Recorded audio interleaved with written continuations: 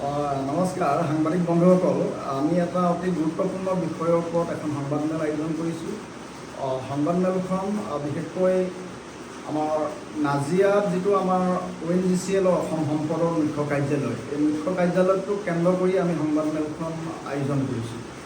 অতি শেহতীয়াকৈ নাজিয়া ONGC অসম সম্পদৰ মুখ্য কাৰ্যালয়ৰ অন্তৰ্গত ভালেকেইটা নিউজ ইতিমধ্যে প্ৰকাশিত হৈছে যে ইয়াৰ কেইটামান ৰিগ ব্যক্তিগত মালিকক গতাই দিয়াৰ কথাবিলাক আহিছে। ইয়াৰ বিভিন্ন বিভাগ স্থানান্তৰকৰণৰ কথা বাৰ্তাখিনি আহিছে। গতিকে এই গোটেই বিষয়কেইটাৰ ওপৰত আমি সংবাদমেলখন আয়োজন কৰিছোঁ। আমি সকলোৱে জানো যে ONGC এটা অতি লাভজনক গুৰুত্বপূৰ্ণ ৰাজহুৱা খণ্ড উদ্যোগ, যিটোৱে মহাৰত্ন উদ্যোগৰ স্বীকৃতি পাইছিল। এই ONGCৰ অভাৱনীয়ভাৱে অৱদান আছে জাতীয় অৰ্থনীতিত, আমাৰ ৰাজ্যখনৰ বা জিলাখনত নিবনুৱা সংস্থাপনৰ সমাধানৰ ক্ষেত্ৰত ইয়াৰ পৰোক্ষ প্ৰত্যক্ষভাৱে অতুলনীয় অৱদান আছে। ইয়াৰ উপৰিও আমাৰ জিলাখনত বা ৰাজ্যখনতে ONGCৰ জৰিয়তে আন্তঃগাঁথনি উন্নয়নৰ উপৰিও বিভিন্ন সামাজিক উন্নয়নৰ ক্ষেত্ৰত অতুলনীয় অৱদান আছে। এইটো অনস্বীকাৰ্য, সকলোৱে আমি বুজি পাইছোঁ।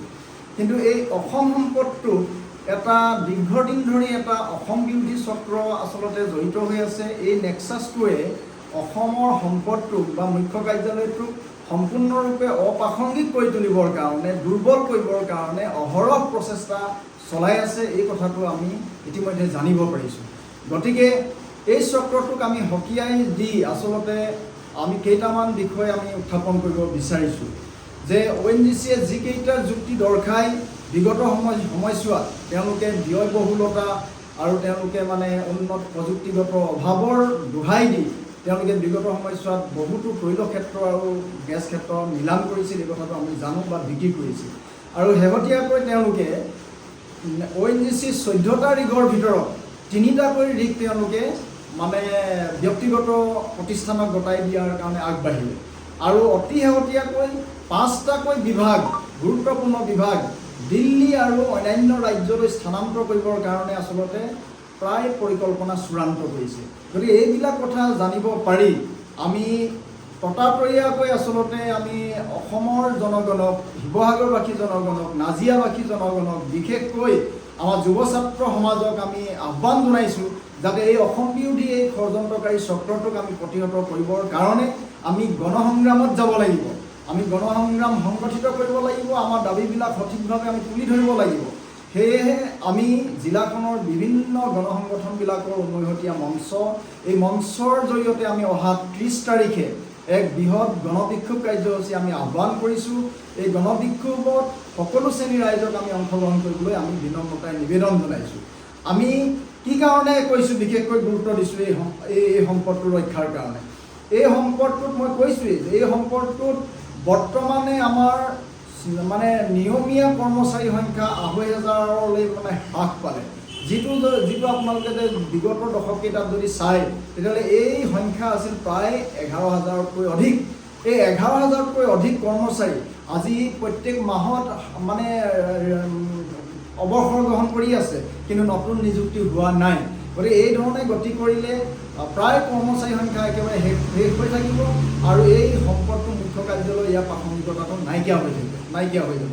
গতিকে এই যি ৯,০০০ পোষ্ট খালী হ'ল, এই ৯,০০০ পোষ্টত শীঘ্ৰেই থলুৱা উপযুক্ত থলুৱা নিবনুৱাক নিযুক্তি দিবৰ কাৰণে বিশেষকৈ 3rd গ্ৰেড 4th গ্ৰেডবিলাকত থলুৱা 100% থলুৱাক নিযুক্তি দিবৰ কাৰণে আমি দাবী জনাইছোঁ। অন্যান্য প্ৰথম শ্ৰেণী আৰু দ্বিতীয় শ্ৰেণী হেৰিয়াত বিভাগবিলাকত তেওঁলোকে কৰক, অন্য এটা জাতীয় অনুষ্ঠান হিচাপে বা দেশৰ এটা প্ৰতিষ্ঠান হিচাপে তেওঁলোকে অন্যসকলকো তাত ৰিক্ৰুটমেণ্ট কৰাৰ ব্যৱস্থা কৰক, তাত আমাৰ আপত্তি নাই। কিন্তু 3য় আৰু 4ৰ্থ বৰ্গৰ যিমানবিলাক পোষ্ট থাকিব সকলোতে যাতে থলুৱা উপযুক্ত নিবনুৱা যাতে নিযুক্তি দিয়াৰ ব্যৱস্থা কৰে, এই দাবীটো আমি প্ৰধানভাৱে ৰাখিছোঁ। লগতে আমি দ্বিতীয় প্ৰধান দাবীটো আমি ৰাখিছোঁ যাতে কোনো বিভাগ যাতে দিল্লী বা অন্য দেৰাদুন বা অন্য ৰাজ্যলৈ যাতে স্থানান্তৰ নকৰে। এই বিভাগকেইটাৰ সম্পৰ্কত আমি ইতিমধ্যে জানিব পাৰিছোঁ যে বিত্তীয় যিটো বিভাগ বা ফিনান্স ডিপাৰ্টমেণ্ট বা ফাইনেন্স ডিপাৰ্টমেণ্টটো তেওঁলোকে দিল্লীলৈ লৈ যোৱাৰ এটা চক্ৰান্ত নিমজ্জিত হৈছে। লগে লগে তেওঁলোকে লিগেল ছেকশ্যনটো লৈ যোৱাৰ কাৰণে তেওঁলোকে চেষ্টা কৰিছে। তেওঁলোকে লিগেল ছেকশ্যনটোৰ উপৰিও তেওঁলোকে লজিষ্টিক্স ডিপাৰ্টমেণ্টটো লৈ যোৱাৰ কাৰণে পৰিকল্পনা কৰিছে। তেওঁলোকে ইয়াৰ উপৰিও টেণ্ডাৰিং ছেকশ্যনটো যিটো আটাইতকৈ গুৰুত্বপূৰ্ণ চেল, এই টেণ্ডাৰিং চেলটো যদি দিল্লীলৈ লৈ যায় তেতিয়াহ'লে বহুবিলাক অসুবিধা হ'ব আমাৰ থলুৱা লোকসকলৰ কাৰণে, থলুৱা ব্যৱসায়ীসকলৰ কাৰণে। অকল গাড়ী দিয়াৰ টেণ্ডাৰিঙৰ পইণ্টতেই নহয়, আমাৰ অন্য ধৰণৰ বহু কথা আছে, মেটেৰিয়েলছৰ কথা আছে। গতিকে এই কথাটোৱে বিৰূপ প্ৰভাৱ পেলাব। গতিকে এই টেণ্ডাৰিং চেলটো লৈ যাব বিচাৰিছে, ফাইনেন্স ডিপাৰ্টমেণ্টটো লৈ যাব বিচাৰিছে, লিগেল ছেকশ্যনটো লৈ যাব বিচাৰিছে। এই লিগেল ছেকশ্যনটো যদি দিল্লী ডেৰাডুনলৈ নিব লগা হয়, এক্সিষ্টিং কৰ্মচাৰীসকলৰ যথেষ্ট অসুবিধা আহিব পাৰে তাত। আৰু ফিনান্স ডিপাৰ্টমেণ্টটো লৈ যোৱাৰ লগে লগে আমাৰ অৱসৰপ্ৰাপ্ত কৰ্মচাৰীসকলৰ কাৰণে বহু অসুবিধা হ'ব। তেওঁলোকে দিল্লী ডেৰাডুনলৈ ঢাপলি মেলিবলগীয়া হ'ব পাৰে। ইয়াৰ উপৰিও কেমিষ্ট্ৰিৰ ছেকশ্যনটো তেওঁলোকে লৈ যোৱাৰ এটা পৰিকল্পনা কৰিছে। অৰ্থাৎ এই 5টাকৈ যদি বিভাগ তেওঁলোকে স্থানান্তৰকৰণ কৰে বা হস্তান্তৰ কৰে, বেলেগলৈ লৈ যায়, তেতিয়াহ'লে বেলেগক দি দিয়ে, তেতিয়াহ'লে এই অসম সম্পদৰ মুখ্য কাৰ্যালয়ৰ প্ৰয়োজনেই বা ক'ত থাকিলে? এইটো এটা ডাঙৰ প্ৰশ্ন আহি পৰিছে। যদি নিজাৰ ৰিগবিলাকেই যদি গতাই দিয়ে, বৰ্তমান 14টাৰ পৰা 11টালৈ আহিলে 3টা দি দিলে আৰু 1-2টাকৈ দি থাকিব। যদি ONGC নিজাৰ ৰিগ নাথাকে তেতিয়াহ'লে ONGC তেল পথাৰবিলাক, গেছ ক্ষেত্ৰবিলাকৰ প্ৰয়োজনীয়তা ক'ত থাকিব? গতিকে এই গেছ ক্ষেত্ৰ, তেল ক্ষেত্ৰবিলাক ব্যক্তিগত মালিকক গতাই দিবলৈ সহজে অনুমেয় হৈ পৰিব। সেইটো চিম্পুল লজিক ওলাই পৰিব। গতিকে এইবিলাক কথা জড়িত হৈ আছে। আৰু তেতিয়া অদূৰ ভৱিষ্যতলৈ এইবিলাক যদি তালৈ লৈ যায় বা দি দিয়ে বা অসম সম্পদটো যদি অস্তিত্বহীন বা প্ৰাসংগিক নাইকিয়া কৰি পেলায়, তেতিয়াহ'লে ভৱিষ্যতে কোনো নিযুক্তি আচলতে এই ONGC অসম সম্পদৰ মুখ্য কাৰ্যালয়ৰ পৰা আমি আশা কৰাটো পৰ্বতত কাছৰ কণী বিচৰাৰ দৰে হ'ব। সেয়েহে আমি সকলো যুৱ ছাত্ৰ সমাজক আমি দল, মত, ধৰ্ম, ভাষা নিৰ্বিশেষে আমি কৈছোঁ যে আমি ভৱিষ্যত যুৱ প্ৰজন্মৰ স্বাৰ্থত আচলতে আমি এইটো প্ৰতিহত কৰিব লাগিব। এই ষড়যন্ত্ৰকাৰীসকলক আমি উফৰাই দিব লাগিব। তেওঁলোকক চিনাক্ত কৰি উপযুক্ত শাস্তি আমি দিবৰ কাৰণে আমি আগবাঢ়ি যাব লাগিব। গণ আন্দোলন সংগঠিত কৰিব লাগিব। এই বিষয়কেইটা আমি ৰাখি আচলতে এই সংবাদমেলখন ৰাখিছোঁ। গতিকে চৰকাৰক কৈছোঁ, আমি আৰু ONGC কৰ্তৃপক্ষক কৈছোঁ যে আপোনালোকে এই যি ন্যস্ত স্বাৰ্থ, আপোনালোকে নিজৰ স্বাৰ্থ পূৰণৰ কাৰণে এই ৰাজহুৱা খণ্ড সম্পদটো ব্যক্তিগত মালিকক গতাই দিয়াৰ ষড়যন্ত্ৰত নানামিব আৰু অধিক।